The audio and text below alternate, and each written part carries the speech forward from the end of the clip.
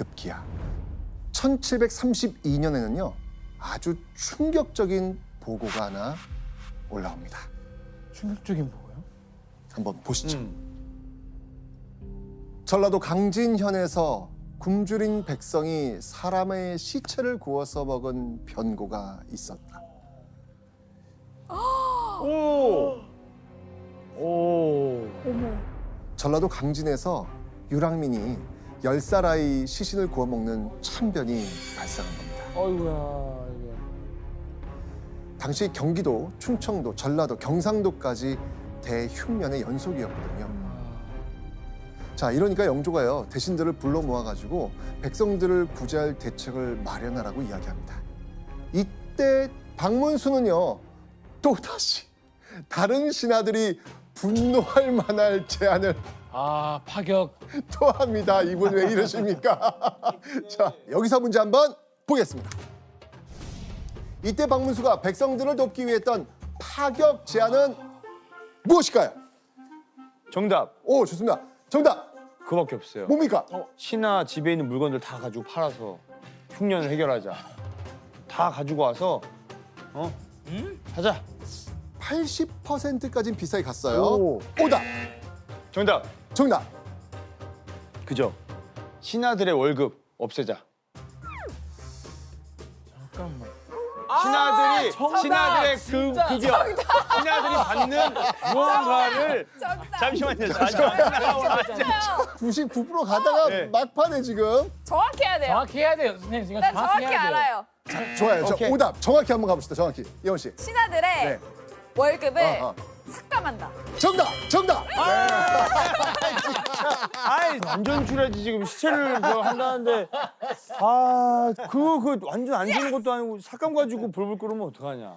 맞습니다. 윤능 입장에서 녹봉을 깎자는 말은 정말 이게 기가 막힌 노릇이죠.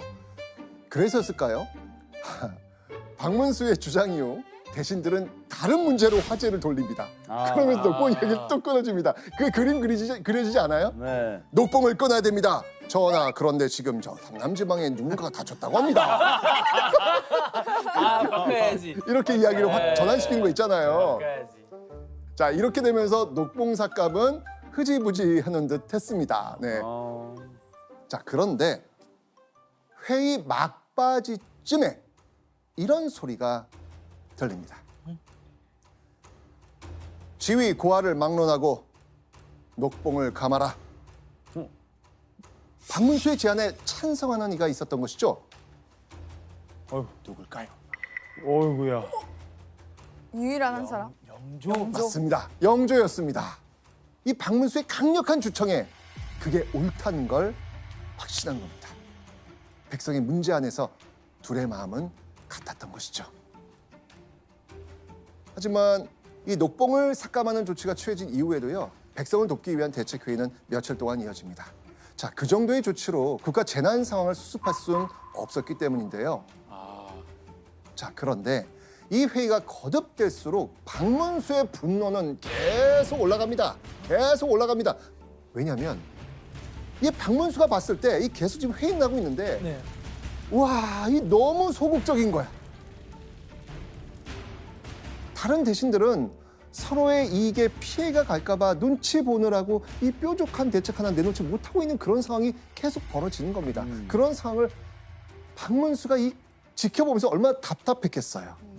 답답하다. 답답하네 진짜. 결국 박문수가 부글부글 끓기 시작하면서 급기야는 뻑 소리를 지릅니다. 이렇게 말이죠. 마치 노예처럼 굴며 입을 다물고만 있으니 이렇게 하고도 나라가 어찌 나라다운 나라가 되겠습니까? 이런 얘기를 한 거예요. 이런 노예 같은 인간들 나라 망해! 라고 하면 여러분들은 박문수 어떻게 보시겠습니까? 이제 우리 보고 노예란다. 야, 박문수가 이제 우리 보고 노예란다. 야, 얘 노예, 얘. 살다가 제 노예 맞아요. 예. 아니 얼마 전에는 또 임금 우리 월급을 삭감하라 그러고 이제 우리 건 노예난다. 야. 아유, 진짜 그때 그 모습을 너무 리얼하게 지금 표현해 준 것 같아요. 맞습니다. 진짜. 그러니까 사실 이 노예가 너무 셌어요. 단어가. 얼마나 센 거였냐면 이 말을 딱 들은 영조가 이렇게 말합니다. 보시죠. 영성군의 말은 너무 지나쳤다. 와 바로 얘기하네. 대단히 엄하게 이야기했던 것이죠. 대신들 앞에서 지금 박문수 사실 크게 혼난 거예요. 혼난 겁니다. 자, 이렇게 이 일은 일단락 되는 듯 싶었습니다. 자, 그런데 박문수가 노예 발언을 한 지 3일 뒤 영조에게 상소가 올라옵니다. 자, 어떤 내용이었을까요? 상소의 내용은 이렇습니다. 광란한 잠꼬대에다가 속되고 패려스러운 말이 뒤섞여 있었습니다. 자, 여러분 이거 누구 얘기일까요? 박문수. 그렇죠. 박문수요. 박문수를 지금 비난한 겁니다. 한마디로 박문수가 미치광이처럼 말했다면서 벌을 주라는 겁니다. 자, 그렇지 않아도 미운털이 잔뜩 박혔던 박문수, 바로 이 노예 발언 때문에 관료들 사이에서 미치광이로 전락해 버린 겁니다. 이렇게 박문수를 벌하라는 상소 계속 올라옵니다. 자, 영조 과연 어떻게 답을 내렸을까요? 난감했겠다. 난감했겠다. 어떻게 했을까? 난감했겠죠. 네. 박문수에 대해서 이렇게 영조가 이야기합니다. 박문수가 말은 거칠었지만 세태를 개탄한 것이니 잘못됐다고 하는 건 지나치다 라고 이야기합니다. 네. 의리 있다. 진짜 그죠? 상소가 올라와도 벌을 주지 않겠다는 영조의 말. 결국 영조도 박문수와 같은 생각을 하고 있었구나라는 것을 알 수 있습니다. 자, 그리고 영조는요, 박문수를 향한 마음을 직접 드러내기도 하는데요. 영조가 했던 말이 있거든요. 한번 보시죠. 박문수를 사람들이 광인이라고 말하지만 나는 홀로 광인이라고 말하지 않는다. 오늘날 연석에서 박문수가 없었다면 어찌 이런 말을 들을 수가 있겠는가. 영석은 직관을 하니 칭찬할 만한 일이다. 와. 칭찬을 해주는 거예요. 믿을 수 없는 상소가 하나 올라옵니다. 박문수가 일찍이 북번을 안찰했을 때 탐욕스럽고 불법했던 정상은 낱낱이 열거하기 어려울 정도입니다. 이게 무슨 말일까요? 박문수가 1739년 북번, 그러니까 즉 북쪽 지역인 함경도 지역 관찰서로 부임한 적이 있거든요. 그때 여러 불법 행위를 저질렀으니 탄핵해야 한다는 글이 올라온 거예요. 이거 완전 반전이죠? 그렇죠. 우리 박문수 그런 분인가? 아닌데. 믿기지가 않는데. 자, 이 상소를 올린 사람 과연 누구였을까요? 바로 함경도 지방을 감찰한 어사 홍계희라는 사람이었습니다. 어사가. 뇌물에, 횡령에, 혐의 하나하나가 관료로서는 정말 치명적인 거였죠. 이 혐의가 사실이라면 박문수의 관직 생활은 이제 끝이죠. 끝나는 겁니다. 네. 결국 홍계의 상소로 박문수는 옥에 갇히면서 조사를 받습니다. 자, 박문수가 갇히고 3일이 지났을 무렵 한 대신이 영조에게 의미심장한 말을 합니다. 그 소문은 박문수를 헐뜯는 자의 말일 것입니다. 자, 한마디로 박문수의 혐의는 노론 쪽 모함일 것이다. 이런 이야기죠. 아까 맞아요. 박문수 어느 쪽이라 그랬죠? 소론. 자, 그러니까 상소를 올린 어사 홍계인은 어느 쪽일까요? 노론. 노론입니다. 반대파구나. 네. 당시 노론 대신들에게 박문수는 과연 어떤 존재였을까요? 봉급을 깎으라고 하지를 않나. 관료들에게 노예라고 막말까지 하질 않나. 박문수는 당연히 눈에 까실 수밖에 없는 거예요. 당연하죠. 그죠? 자, 그렇게 박문수가 잡혀가고 약 한 달 반 뒤 깜짝 놀랄 조사 결과가 나옵니다. 아, 깜짝 놀라면 안 되는데. 안 되는데 진짜. 안 돼요. 왜요? 결과는 무혐의. 이러고 나오는 거잖아요. 이러고 나오는 거잖아요. 정의가 승리했다. 네. 놀라운 거는요. 이 사건을 통해서 박문수의 청렴함이 더 드러나게 됩니다. 그러니까. 조사해 보니까 봉금을 단 한 푼도 사적으로 쓴 적이 없었던 겁니다. 조금 썼을 만한데. 그러니까. 아이고. 오히려 더 깨끗한 게 나온 거예요. 그렇죠, 그렇죠. 키워준 거네요. 맞습니다. 자, 그렇게 이 박문수를 조선 조정에서 쫓아내려고 했던 노론의 첫 시도는 실패로 끝나고 맙니다. 자, 모함에서 벗어난 박문수. 박문수는요, 계속된 영조의 신임 아래 여러 관직을 거친 뒤에 지금의 기획재정부 장관격인 호조 판서에까지 오르게 됩니다. 와. 나라의 재정을 책임지는 막강한 자리에 오른 겁니다. 자, 그런데 우리의 박문수가 어떤 분입니까? 아이고. 우리가 이제 조마조마해. 우리가 조마조마해. 진짜. 예. 자, 호조 판서가 된 박문수는요, 나라의 오래된 폐단을 바꾸려고 합니다. 자, 그런데요, 이게 결국 양반들을 분노케 하는 도화선이 되고 맙니다. 아이고야. 과연 무슨 일이었을까요?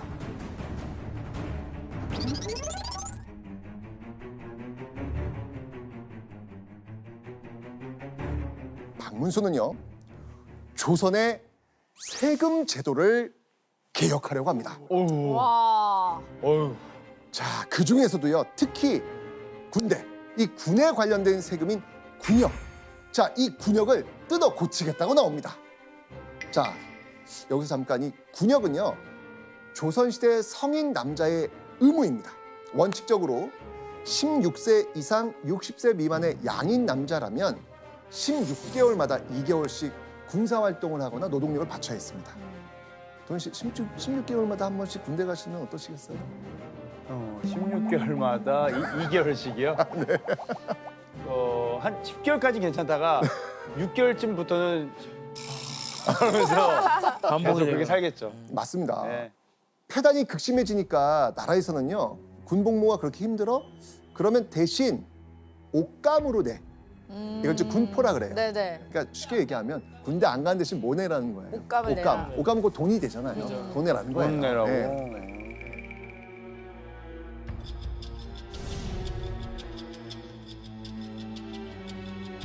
이 군포제로 이렇게 바꾸고 나서 백성들의 고충은 좀 줄어들었을까요? 1년에 남자 한 명이 내야 하는 군포가 2필이었거든요. 이걸 만드는데 며칠 걸린지 아세요? 모르겠어요.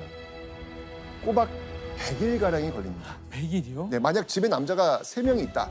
그럼 1년 내내 군포 짜야 되는 거예요. 와. 그런데 자, 양반과 상민의 결정적 차이가 뭔지 아세요? 양반과 상민? 군대. 맞아요. 자, 영조 당시에 양반들은 군역을 지지 않았거든요. 그러니까 이 군역 부담은 오롯이 일반 백성들의 몫이 될 수밖에 없습니다. 양반들 돈으로 세금을 내라는 거예요. 어우, 파격적이다. 좀 지금하고 비슷한 그런 거예요. 그렇죠. 자, 이 주장을 내면 그 주장을 들었던 대신들 관료들 어떻게 했습니까? 난리 나죠. 이제는 솔직히 그냥 일어나야죠. 일어나죠. 왜 저러냐? 이럴 것 같아요. 왜 그러냐. 네. 맞습니다. 네. 자, 원래 안 내던 군역 세금을 내라고 하니 이건 청천벽력 같은 그런 일이었죠. 한 대신은요, 이런 상소까지 올리면서 강력하게 반발합니다. 백성은 비록 극히 애처롭기는 해도 힘써 농사를 짓고 땔감을 져 나르고 해서 그래도 마련할 길이라도 있지만 만일 이들 양반들에게 돈이나 배를 내라고 하면 한 푼, 한 실오라기인들 어디서 구하겠습니까?